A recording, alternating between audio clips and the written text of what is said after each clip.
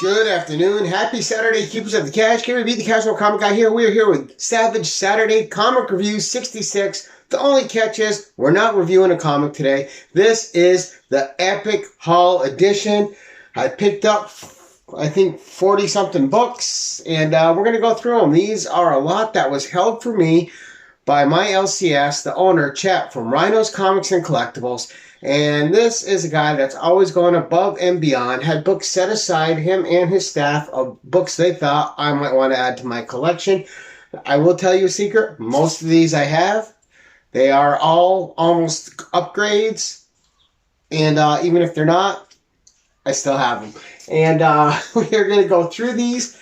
This is going to take a minute. This is a lot of books. But first, I wanted to show a figure I got from a local estate sale place, which has a lot of things going. And that was this action figure. Official World's Greatest Heroes Figures Toy Company, 8-inch action figure. Officially licensed Robert E. Howard figure. So basically, this is like a redo of the Mezco from 1973 or wherever, or whatever, or 77, whenever that toy came out. I don't know. But cool background. I'd love to get the Solomon Kane and the King Cole at some point. Great art. Down here you got a little biography of Robert E. Howard himself. I'll leave that up there a second. If you want to pause the video so you can read it, that'll be your option. Otherwise, I won't bore you with it. But it is officially licensed Robert E. Howard Properties toy. So really cool. Yeah, it's an awkward looking figure. Still had to have it. Still part of the Savage collection, right? Now, let's get into what I got at Rhinos Comics and Collectibles. And the last 3 books I'm going to show are going to set up the next 3 weeks of Savage Saturdays. Now, they are books I already have, but they are books I upgraded a little bit. That way, when I show them to you guys, it's not just a reader copy, it's a bit cleaner of a copy. Alright, but let's get into the Savage haul. And Savage it is. Big lot, and let's just get right into it. So first up, we got newsstand and direct editions of Red Sonja #2. I can't remember if this is the 2nd or 3rd volume. It doesn't matter. I've read them all. They're all fantastic, and definitely underrated series. It's funny because the blue costume wasn't bad, but people didn't. I think people were turned off because she wasn't in the chainmail bikini. That makes no difference to me. I just want you to write Red Sonja as a warrior and write her well, and that they did in the Mary Marvel manner. Another great one, of course, is just Mary Wilshire goodness. One of the unsung heroes of fantasy artists is Mary Wilshire, who just did a spectacular job on everything she touched. It's just a really great cover. Really good read. All right, here we go. Just more goodness. Number 7. Red Sonja in battle, riding a horse. You don't see covers like this anymore. Everything's a pose. And not that there's anything wrong with it. I just prefer these nice battle covers. You will get them from some artists like Lucio Perillo and stuff. This is a great cover. So this is from the Mark Russell run. And this is issue number 4 of Red Sonja. Her in a battle stance, ready to fight. Gotta love it. Alright, then Joseph Michael Lisner. I think I have this one already. But Sonja sitting. She's done with battle. Time for a little relaxation. Enjoying a goblet of mead. Or wine, whatever it is. Then Giant Size Red Sonja 2. Just a great cover here. Sonja fighting a bunch of skeletons. Very Jason and the Argonauts, Ray Harryhausen cover, so I automatically love this. Who doesn't like a good fantasy cover when the hero's fighting a skeleton army? Just great fun. Awesome stuff. Alright. This is a book I have, I think, 4 times. Just a fun cover. So this is Red Sonja #0. Of course, I've heard this. I haven't read this run yet, guys. I still need like 3 issues to complete it before I read it. I heard it's not a great run. And from what I've read of Amy Chu before, I'm not expecting it to be. But some great covers. Like this cover here, issue number 1. It's just, this cover is just fantastic. She's in some sort of dungeon, holding up a torch, has a sword at the ready, skulls at her feet, and some kind of aqueduct or lower chambers, ready to fight a beast or an army. Great stuff. Great cover. Then we have Sword of Red Sonja, Doom of the Gods.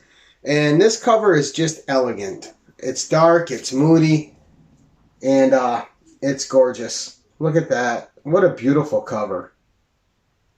Man, you gotta love that. And that's a series I'm missing, so glad to start that. And also this one. And again, a great Lucio Perillo cover, all right? Look at that. Nice blues. So good.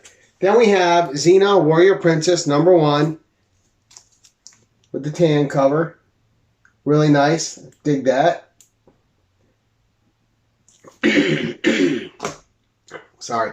So this is a series that I've read, and I had the number 0. I didn't have this number 0 cover, but it was 1 through 10, and then it had also an issue 0, which, and again, this was a great, undervalued 10-issue series. Actually 11 if you count issue 0, like this one. And it had a lot of multiple covers, because, of course, it's a Dynamite book, so you know they overdo it on the covers. But fantastic. And again, a great read. Great art inside by Moritat. And now we're getting to the real goodness of this lot that I bought from my LCS, right? Issue number 7, Kull the Conqueror. And just, guys, just pay attention to these old 70s covers and how great they are. And some 80s covers you're going to see. Look at that. I mean, 20-cent goodness. Look at the condition. And most of these are in better condition than what I have, because the ones I have, I've read the hell out of. I love them, and the storytelling's great. Look at this. Kull the Destroyer, number 12, Thulsa Doom, Woman on the Steps, Kull in the foreground, Thulsa Doom at the top of the stairs. Just great sword and sorcery fantasy fiction. And what fantastic art. My God, what an era of covers. Just incredible. And you want a fire cover? The Fiend in the Flame, issue number 13. Look at that. Come on. How good is that? Then, of course, number 14. We're up to 25 cents now. The Thing from the Black Belfry. Just look at those covers. Absolutely amazing. I love these Kull covers. And these, you're going to see 3 Kull series, and they're all undervalued. Hopefully someday. Sorry, I'm still getting over a cold. It's been a rough week and a half with a cold. A Barbarians, the Saga of the Century, A Barbarian's Last Battle. And I'm sorry, I'm looking at the cover. I've seen it a million times. I got to show you the cover. I could look at these covers all day. They're just that fantastic. So glad to get these upgrades. Like I said, the ones I have, they're well read. These are going to stay untouched and just beauties in my collection. All right, number 16.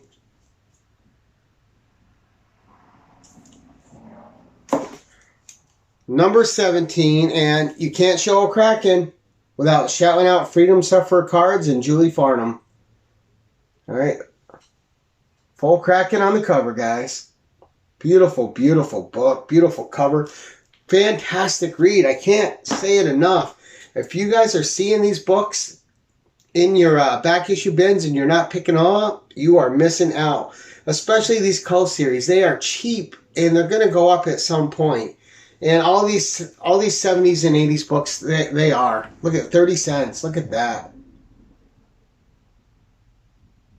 Pablo Marcos there. That's great. Pablo Marcos, another unsung hero of fantasy art, fantasy fiction art. All right, so 19. Now this first one's a little dirty. Still bought it. Who cares? It's just good to have it. Here's a super clean copy. So I think that makes 3 copies of this one I have. It might be 4. Just absolutely gorgeous. Again, though, if you see these in good shape, you got to pick them up. It's hard to find these books in good condition. People just didn't keep them like that back then. 30 cents. Come on, Near Minty Goodness. Stairway to Satan. What do you want? Look at that cover. It's got the hook. Back you hellspawn, back down to the devil you serve. Just barbaric action. Woman passed out on the steps. Cull's fighting off a beast. Absolutely amazing. Then, what do you got the next cover? Another maiden, another beast, Cull still fighting in the City of the Crawling Dead, issue number 21, 30-cent goodness. And this cold could leave me alone for 2 minutes so I can get through my video. Issue number 22 from 1977, Talons of the Devil Birds. Valka, no mortal blade can slay this bird of prey, and its touch is death.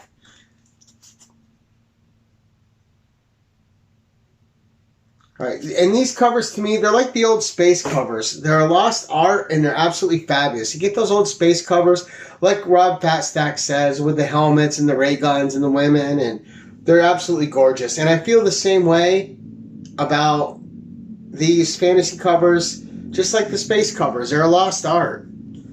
This, I remember reading this last year, just so good. Look at that. Look how white the whites are. Alright, 30 cents, 1977. Look at the absolutely fantastic, perfect condition of this book. Just amazing. And you want a great cover? Screams in the Dark. Out of the Time-Lost Atlantis comes the greatest, most savage warrior king ever, Kull the Destroyer. Look at that. My God, that's fantastic. Let's keep going. Oh, I'm sorry. Here's my second copy of that. 2 near mint copies. Some of these I might have to send in here or there. Oh, you guys want a good monster cover? You guys want to see The Thing in the Dungeon? Look at the colors on this. The purple on the monster. Just amazing. And this was issue 25, 35 cents. How gorgeous is that book?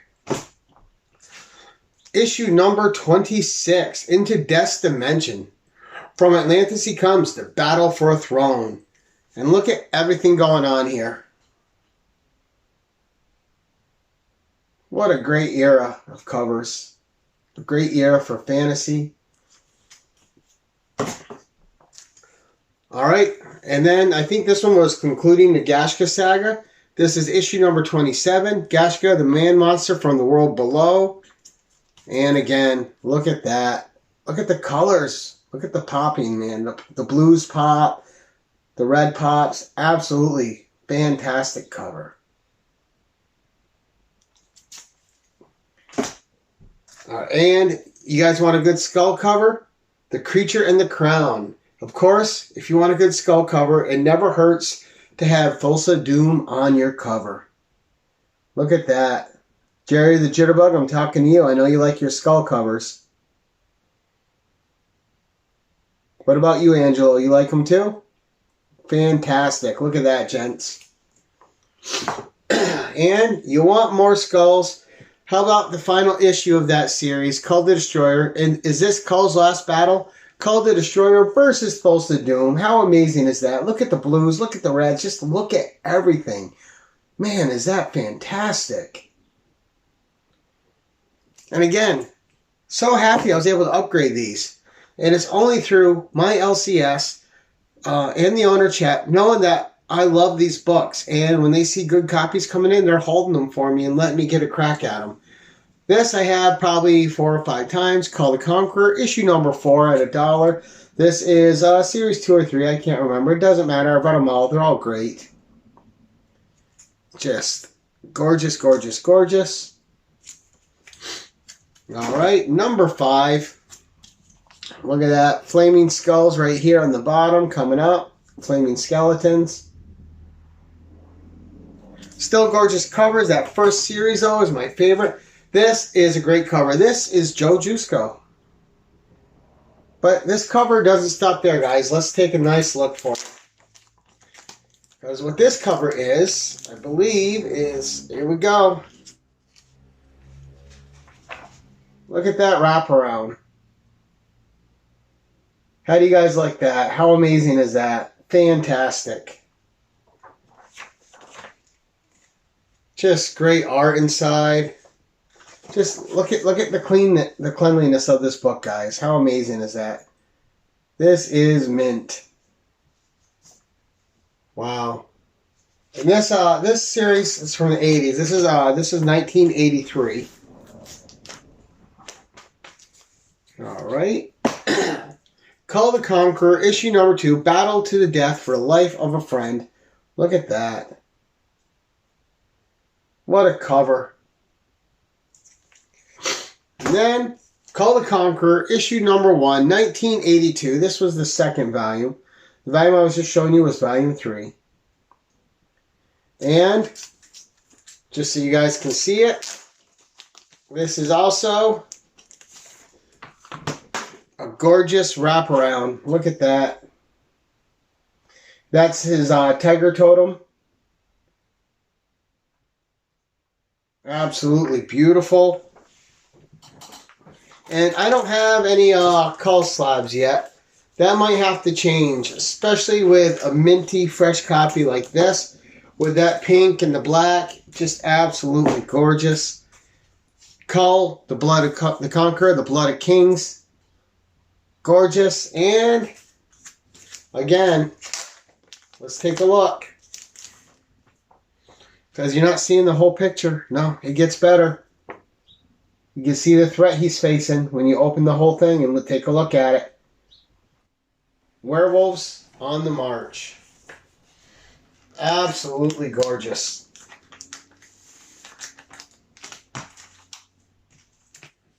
All right. Kull number 6. You got Brule the Spear Slayer, his best buddy there, and leader of the army. Just beautiful, beautiful. All right, number 7. Tripping over my words. I'm so excited by the condition of these books. Near minty goodness for pennies on the dollar. You guys want a good black and white cover with a little bit of color splash? Go no further than Kull the Conqueror, issue number 8. Look at that.